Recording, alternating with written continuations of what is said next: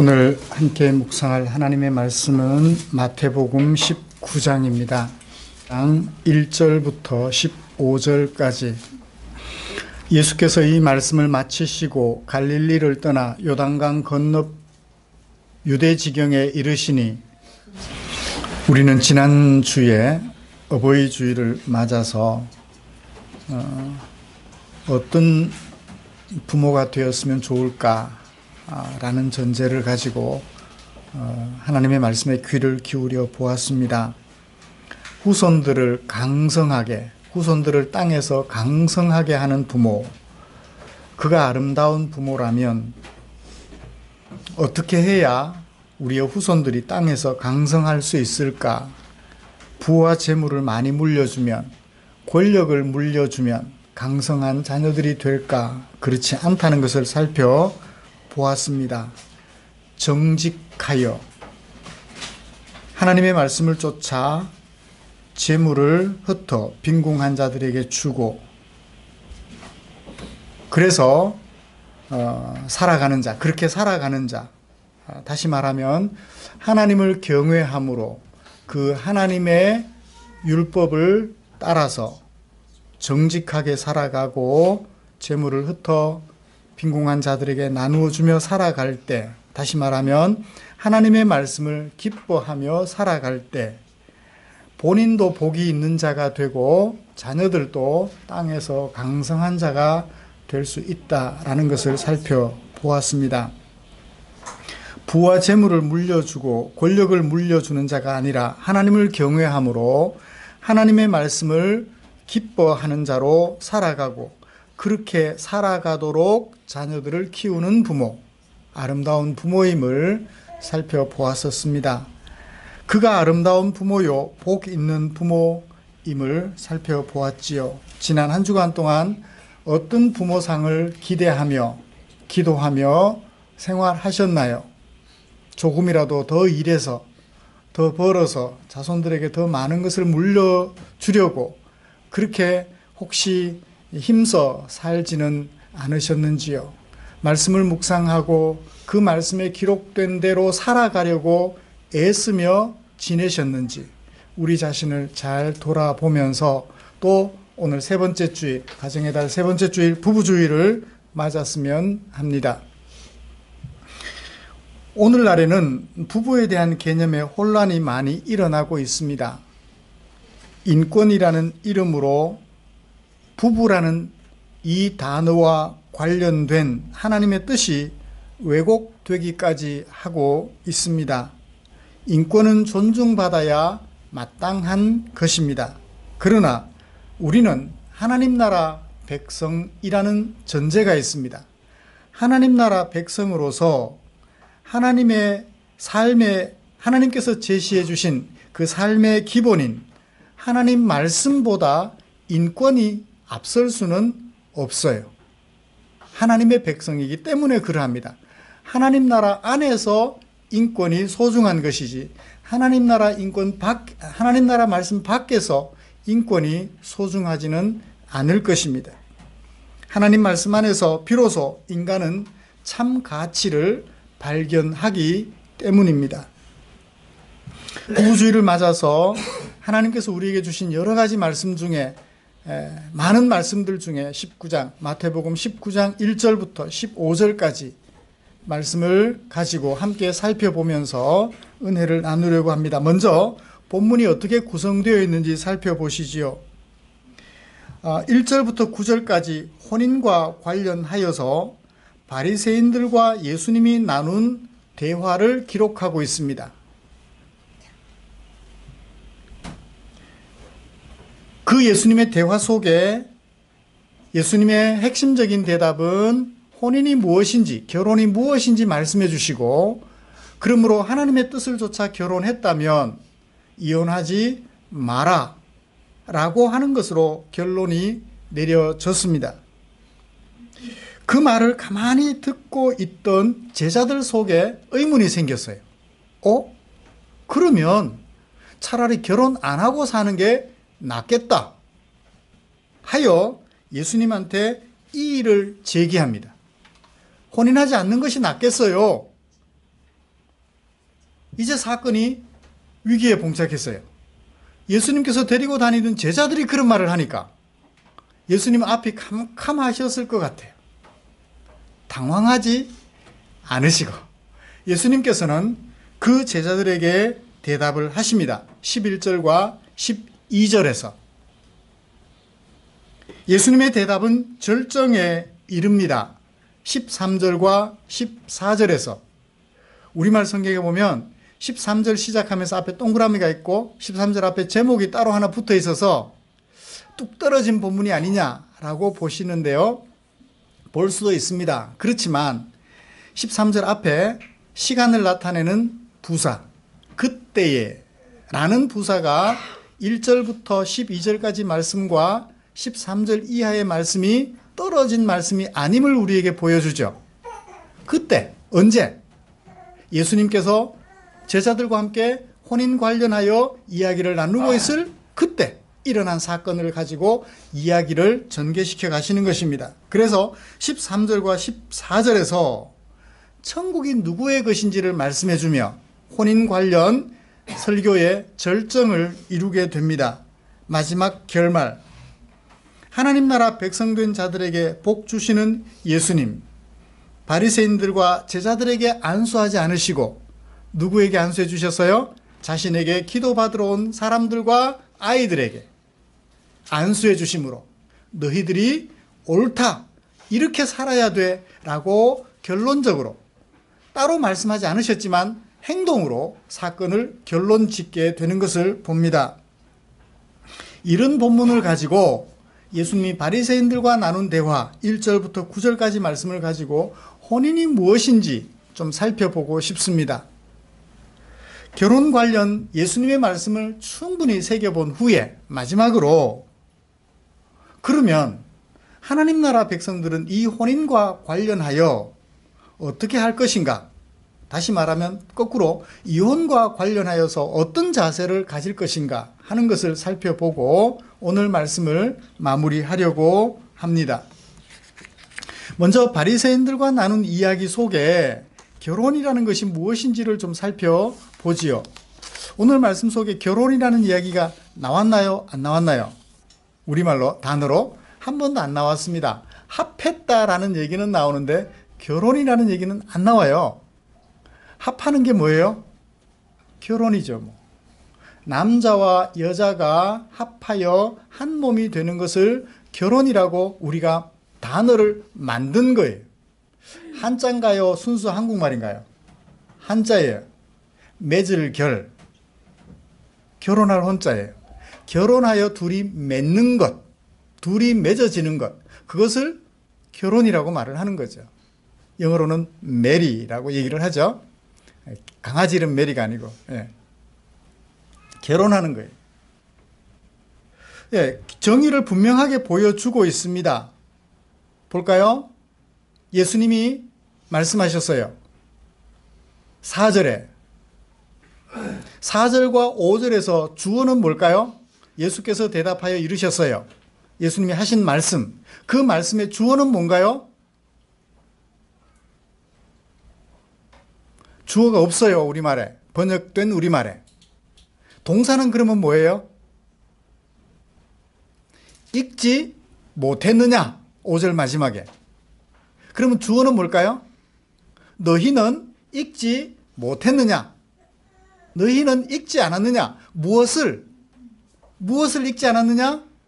4절에 사람을 지으신 이가부터 시작해서 어디까지? 될지니라. 5절에 될지니라까지. 사람을 지으신 이가 이렇게 지으시고 이렇게 말씀하셨는데 너희는 이 말씀을 못 읽어봤니? 라고 얘기하시면서 바리새인들에게 들려주신 얘기 속에 혼인과 관련된 이야기가 나옵니다. 혼인이란, 결혼이란 누구와 누구가 만나서 남자가 여자와 만나는 거예요. 요즘 세상에서 보면 남자가 남자를 만나서 결혼하기도 한데요. 여자가 여자를 만나서 결혼하기도 한데요. 그러니까 그분들의 결심을 존중합니다. 무시하는 거 아니에요? 그분들의 결심을 존중하는데 적어도 우리가 보편적으로 사용하는 결혼이라는 단어를 쓰려고 하면 남자와 여자가 합해야 된다는 거예요. 남자가 남자와 합하는 것, 여자가 여자와 합하는 것은 다른 단어를 쓰세요. 우리가 보편적으로 사용하는 단어, 결혼이라는 단어는 남자가 여자와 합하는 것 또는 여자가 남자와 합하는 것을 말해요. 소수의 사람들이 보편적으로 사용되는 개념을 왜곡시키거나 바꿔버리면 안 되죠. 이미 보편적으로 사용되는 고유한 단어가 있다면 그 고유한 단어는 공동체를 위하여 지켜내야 돼요. 다른 뜻을 가진 말을 우리가 보편적으로 사용하는 단어에 개입시켜버리면 이 공동체는 혼란이 일어납니다. 혼란이 일어나요. 나는 그 말을 그런 뜻으로 알았는데 그런 말도 있어? 그런 뜻도 있어? 그건 그 사람들이 만들어낸 거지 보편적으로 사용하는 것은 아니라는 거예요. 보편적 가치의 중요성이 그만큼 강조되어야 하는 세상이죠. 그 두 사람을 누가 짝지어 주셨다고요? 6절에 하나님이 짝지어 주셨대요. 하나님이 짝지어 주셨다고? 아닌데? 남자인 제가 아내와 짝을 지은 것이지 하나님이 짝지어 준 게 아닌데요? 그런데 왜 예수님께서는 하나님이 짝지어 주셨다라고 얘기를 할까요? 제가 아내와 결혼할 때 하나님 앞에서 서약했어요. 하나님 말씀 앞에서 하나님께서 제게 아내로 주신 줄 알고 이 사람을 제 아내로 맞아서 평생 하나님의 말씀을 쫓아서 사랑하며 가정을 이루어 살아가겠습니다. 하나님이 짝지어 주신 것으로 알고 하나님의 뜻을 쫓아 사랑하며 살아가겠노라고 헌신했어요. 제가 만나서 제 아내로 제가 점 찍었지만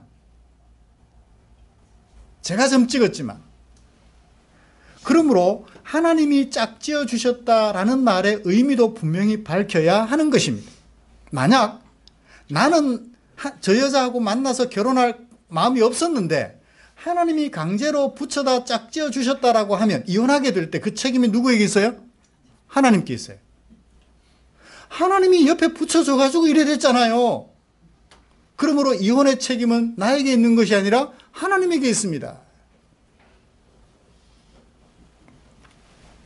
하나님이 짝지어 주신 것으로 인정하는 것이죠. 결국 누가 합했나요? 내가 합한 거예요.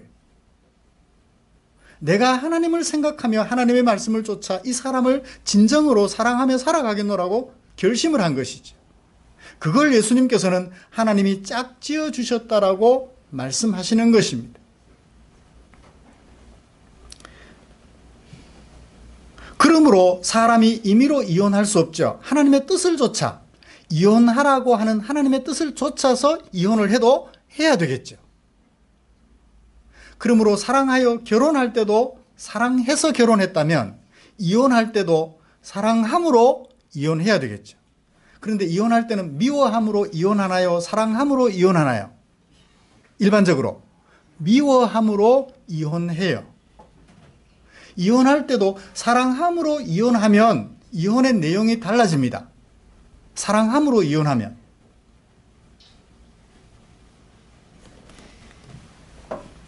사랑도 결혼도 이혼도 결국 누구 책임이다? 내 책임이에요. 내가 결심한 것입니다.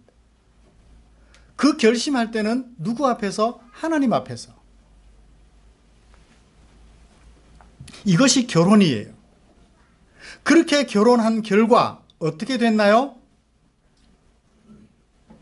6절 그런즉 그러므로 그래서 이제 둘이 아니요 한 몸이다 라고 말을 합니다.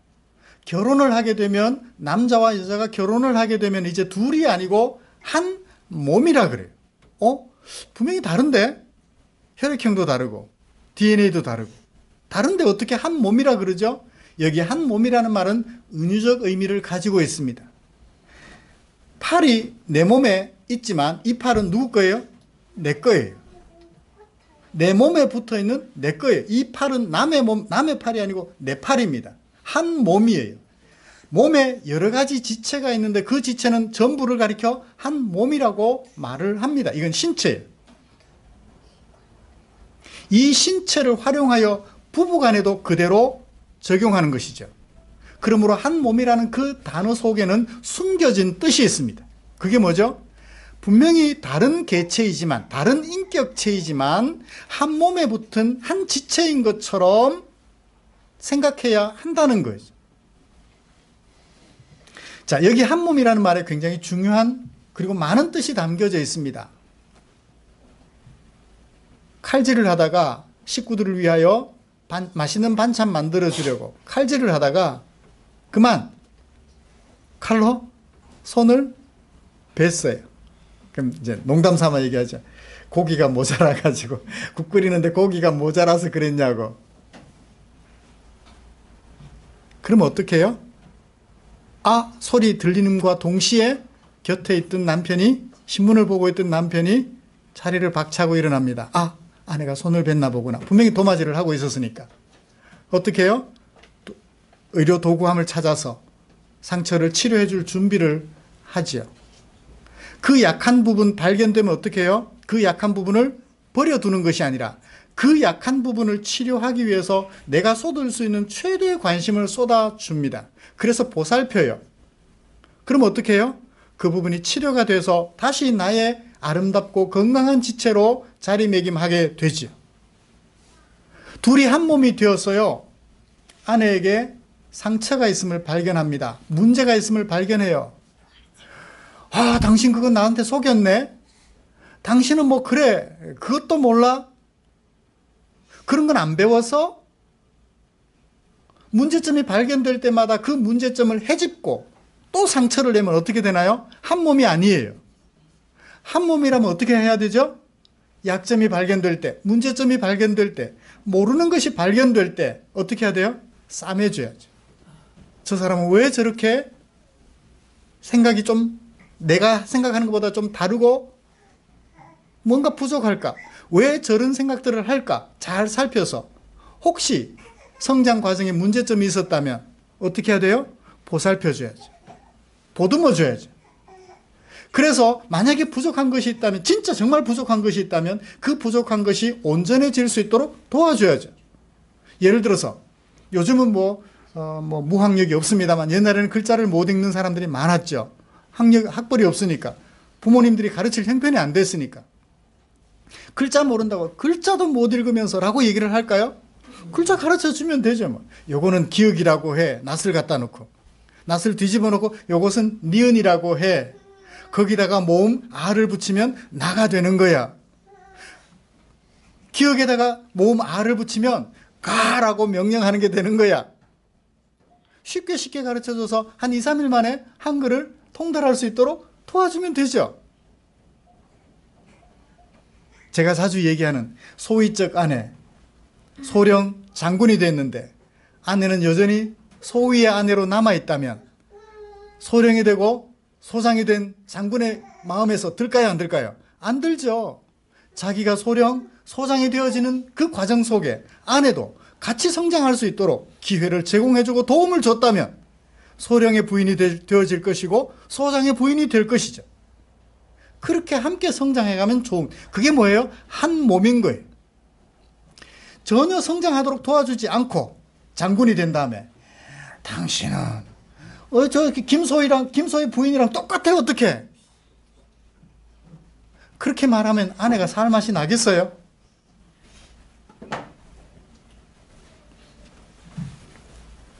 한 몸이란 바로 그런 것입니다. 약점이 발견되면 헤집어서 상처를 더 크게 만들려고 하는 것이 아니라 돌보고 돌보아서 부족한 부분 채워주어 온전하게 만들어서 한 몸으로 성장해 가라는, 그게 뭐라고요? 부부라고요. 결혼으로 맺어진 부부라는 것임을 오늘 예수님께서는 우리에게 들려주셨습니다. 사랑하는 성도 여러분, 이 자리에 앉아 계시는 저와 여러분들은 부부들이에요. 아직 결혼하지 않은 청년들도 있습니다. 자라나는 아이들도 있습니다. 우리가 다 부부가 될 거예요. 죽음이 우리를 갈라놓는 그 순간까지 한 몸 된, 하나님 앞에서 한 몸 되어 살겠다고 서약한 그 다짐이 변치 않도록 자주자주 살펴보십시오. 아내에게 아픈 것은 없는가? 남편에게 부족한 점은 없는가? 그것을 내가 어떻게 도와줘야 될까? 어떻게 보완해 줘야 할까? 그것을 살펴서 도와줌으로 내가 기대하는 바 그 이상의 남편, 내가 기대하는 바 그 이상의 아내로 자리매김할 수 있도록 도와주는 아름다운 저와 여러분들 되시기를 또 기대합니다. 제가 오늘 아침에 아내에게 그런 얘기를 했어요. 사랑의 노예라고 설교 제목을 바꿔야 되겠다고. 부부는 한 몸이 아니라 사랑의 노예라고 제목을 바꿔야 되겠다고 얘기를 했어요. 그랬더니 분수 소리 들으려면 하라고. 사랑하기 때문에 너를 위하여 내가 자발적으로 노예가 되어줘. 사랑하기 때문에. 이것이 바로 한 몸이었음을 알게 됩니다. 이렇게 한 몸 되었음을 마음속에 꼭 새기는 저와 여러분들 되었으면 좋겠어요. 자, 이제 예수님께서 제자들의 질문을 받습니다. 그러면 차라리 결혼하지 않는 게 좋겠습니다. 어떻게 그 답답한 여자하고 살아요? 어떻게 속이 꽉 막힌 남편하고 살아요?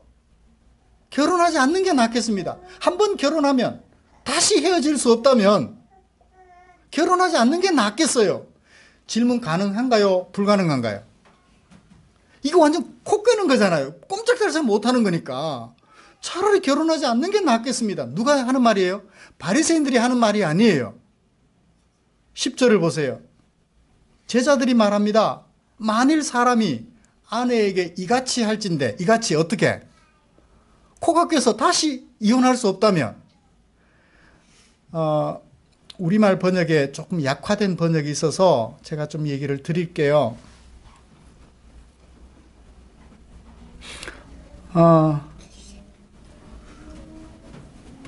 6절에 사람이 나누지 못할지니라 해서 나누지 못할 수도 있고 나눌 수도 있다라고 번역이 되어 있는 것 같아요. 그죠? 근데 이 나누지 못할지니라고다가 명령형이에요. 나누지 말라는 거예요. 이혼하지 말라는 거예요. 명령입니다. 이 말을 들은 제자들이 예수님께 질문합니다. 이혼하지 말라고요? 절대 이혼하면 안 된다고요? 그렇다면 차라리 결혼 안 하는 게 낫겠습니다. 너무너무 힘든데. 제자들이 그렇게 질문하니까 예수님이 당황하시겠죠. 예수께서 들려주시는, 제자들에게 들려주시는 말씀 11절과 12절입니다. 위기를 어떻게 넘기는지 볼까요? 뭐라고 말씀하시나요? 갑자기 사람마다 이 말을 받지 못하고 라고 얘기를 해요. 이 말은 무슨 말일까요? 자, 10절에 제자들이 하는 말일까요? 6절, 5절, 6절 예수님이 들려주시는 말씀일까요? 이혼하지 말라는 예수님의 말씀일까요? 결혼하지 않는 것이 좋겠다라고 하는 제자들의 말일까요? 이 말은? 아니면 하나님이 짝지어 주신 것을 사람이 나누지 말라는 예수님의 말씀일까요? 11절, 12절을 간혹 오해하는 경우들이 생길 것 같아요. 보시면 자세히 보세요.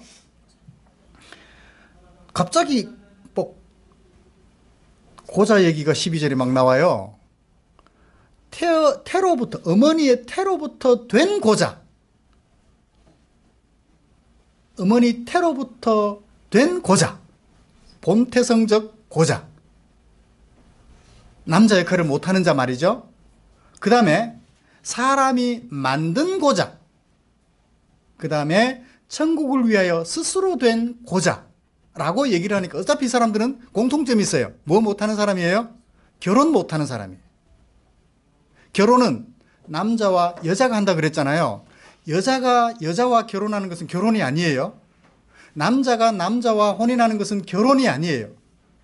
성경이 말하는 결혼은 남자가 여자와 결혼해야 되는데, 남자가 고자면 그게 본태성이든 또 사람이 만든 고자든 하나님을 위하여 스스로 고자가 되었든 어떻든 남자가 아니잖아요. 성기가 없으니까. 그죠? 스타일은 남자일지 모르겠는데 남성의 성징을 나타내는 성기가 없음으로써 남자가 아니잖아요.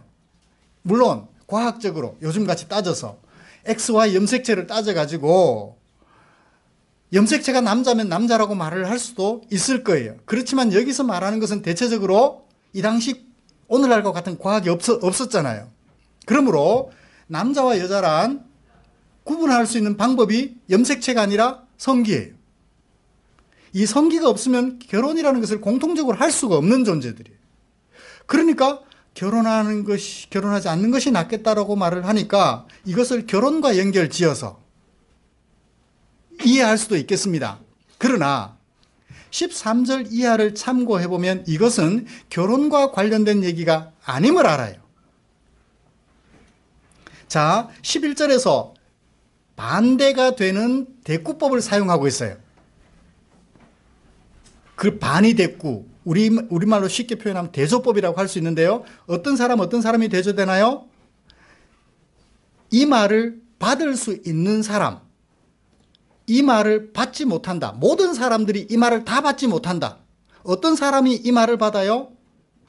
타고난 자라야 받는다. 그 타고난 자와 관련하여서 12절에 얘기를 하고 있는 거예요. 모든 사람들이 다 이 말을 받지 못한다. 타고난 사람은 받는다. 타고난 사람은 받는다. 그러니까 타고난 사람이 받는다라는 얘기는 뭐예요? 스스로 받을 수 없다는 얘기잖아요. 스스로 받을 수 없어요. 타고난 사람이라야 받을 수 있어요. 타고난 사람. 무엇을 타고난 사람이라야 받을 수 있나요? 혼인하지 않는 것. 이혼하지 않는 것.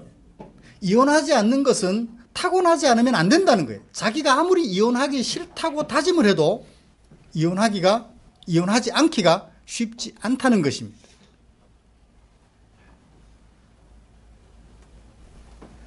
다시 말하면 하나님의 말씀을 쫓아 결혼하고 하나님의 말씀을 쫓아 이혼하지 않고 살아가는 것은 누구만 가능하다? 타고난 자만 가능하다. 그런데 또 어떤 자도 가능하다? 12절에 세 가지 경우를 예로 들어보면 타고나도 가능하지만 타고나지 않아도 가능한 경우가 있어요. 어떤 경우가 있어요? 스스로 자발적으로 고자가 된 자, 자발적으로 이혼하지 않기로 다짐하고 또 다짐하는 자도 받을 수 있다는 거예요. 이혼하지 않고 살아갈 수 있다는 거예요. 생각 같아서는 이혼하고 싶은데 다른 사람들도 이런 경우에 이혼하던데 나도 이혼할 수 있는데 이혼하지 않아요. 한 몸 되었다는 사실을 생각하고 어떻게 해요? 사랑하고 또 사랑하는 거예요. 자발적으로. 원래는 태생적으로 그렇게 되어야만 할 수 있는데 태생적이 아니어도 할 수 있는 길이 있어요. 이혼하지 않고 살아갈 수 있는 길이 있어요. 자발적으로. 무엇을 위해서? 천국을 위해서. 하나님 나라를 위해서. 자발적으로 헌신하고 또 헌신하면, 사랑하고 또 사랑하면 이혼하지 않고 살아갈 수 있다는 것입니다. 그때 한 사건이 생겼어요. 사람들이 예수께 안수하고 기도해 주심을 바라고 어린아이들을 데리고 예수님께 나왔어요. 이 사람들은 예수님을 누구로 본 거예요? 복 주실 분으로 본 거예요. 구주로 본 것이죠. 그래서 예수님께 나와서 예수님께서 복 주심을 바라고 기도해 주시기를 바랐던 거예요. 그런데 제자들은 꾸짖었어요. 그런 사람들을. 이 꾸짖는 제자들은 누구와 비슷해요? 결혼하지 않는 것이 낫겠습니다라고 말했던 그 제자들은 모세의 법에 이혼해도 된다고 말하지 않았습니까? 라고 말하는 바리새인들과 같은 거예요. 예수님을 구주로 인정하지 않는 것이지요. 예수님께 따라다니면 한 자리 생기는 줄 알고 따라다니는 사람들이었죠. 예수님의 말씀을 하나님의 말씀으로 받는 사람들이라면 어떻게 해야 돼요? 이혼하지 말라는 주님의 말씀을 따라 결혼하지 않는 것이 낫겠습니다라고 말할 것이 아니라 한 몸 되었음을 기억하여 보듬어주고 치료해주며 모자라는 것 있으면 보충해줌으로써 아름다운 부부로 살아가게 될 때, 어떻게 자발적으로 살아가게 될 때 비로소 그 둘은 온전한 한 몸이 되며 예수님의 교훈을 제대로 받아들이는 사람이 될 것입니다. 이 말씀을 마치신 예수님, 이 행동을 마치신 예수님께서 미련 없이 자신을 구주로 받아주는 그 어린아이들과 사람들에게 안수하시고 그 자리를 떠나가시는 것으로 이 사건을 종료하셨습니다. 사랑하는 성도 여러분, 우리 그렇게 되었으면 좋겠어요. 남자와 여자인 아내와 남편이 결혼하여 한 몸을 이루었습니다. 이 사실은 명명백백합니다. 바꿀 수가 없어요. 그것을 가리켜 우리는 결혼이라고 얘기를 해요. 부부라고 얘기를 합니다. 남자와 남자가 역할만 아내 역할, 남편 역할 한다고 부부가 아니에요. 존재 자체가 남자와 여자여야 한다는 것입니다. 둘이 뜻을 합해서 하나님의 말씀에 순종하며 살아가겠노라고 다짐하여 결혼을 하여 부부가 되었거든 평생토록 자발적으로 하나님 나라를 위하여 한 몸이 되어서 부족한 부분 보완하고 없는 부분 채워주며 살아서 정말 하나님의 사랑 가득하게 채워가는 아름다운 부부로 살아가시기를 주님의 이름으로 축복합니다. 기도하고 마무리하겠습니다. 하나님 아버지 고맙습니다. 오늘 우리들에게 부부가 무엇인지 주님의 말씀을 통하여 알게 해주시고 부부는 또 어떻게 살아야 하는지 들려주셨습니다. 자신의 뜻을 따라 임의로 이혼할 것이 아니라 하나님의 뜻을 조차 어떻게 보완하고 어떻게 보충하며 어떻게 도와서 정말 다른 사람들이 부러워할 만한 아름다운 한 몸, 건강한 한 몸을 이루어갈 수 있을지 고민하며 하나님 말씀 앞에서 자신을 성찰하여 돌아보며 아내를 잘 살피고 남편을 잘 살펴 내 도움이 필요한 것은 없는지 부지런히 살펴 그 도움이 필요한 부분을 미련 없이 자발적으로 천국을 위하여 도와줌으로써 아름다운 부부로 서가는 성도들 되게 하여 주시옵소서. 그래서 죽음이 서로를 갈라놓을 때 서로 손을 맞잡고 당신과 함께 하나님께서 만드신 지구라는 우주선을 타고 아름다운 여행을 멋있게 했노라고 곁에 자리를 내주어서 고맙다고 고백하며 다음 생을 기대할 수 있는 아름다운 지체들 되게 하여 주시옵소서. 우리를 사랑해 주신 주께 감사드리며 예수님의 이름으로 기도드리옵나이다. 아멘.